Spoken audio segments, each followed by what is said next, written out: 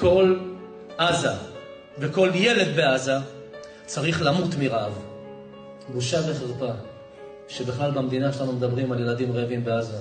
בושה וחרפה שאנשים בחודשים בודדים שכחו מה עברנו פה ב7/10.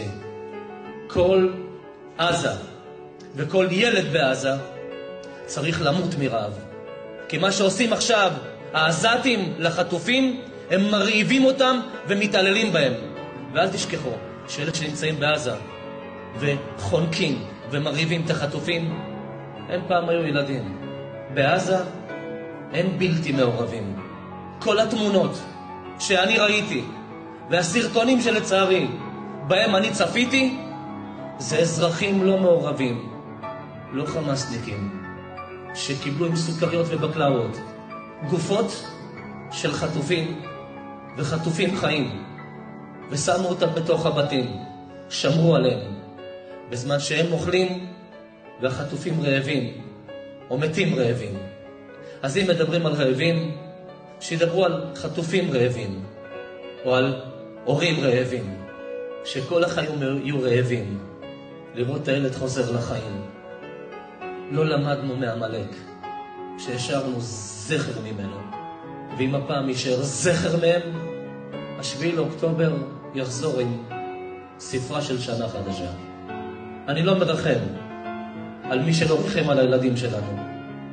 אני לא מרחם על מי שבעוד כמה שנים יגדל ולא ירחם עלינו. אין בי טיפת חמלה על מי ששפך דם של יהודים שלא עשו לו רע.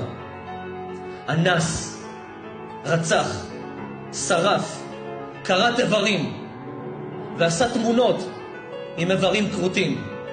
עשה מעשים של חיות לא עושים.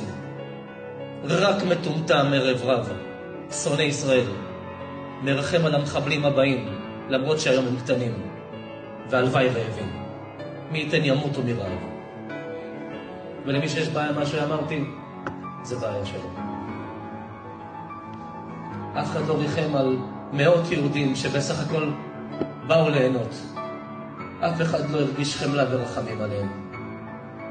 אחד הסיפורים המזעזעים זה שהושיבו זוג הורים ב7 לאוקטובר וירו בילדים ושחטו את הילדים מולם, ואז אותם.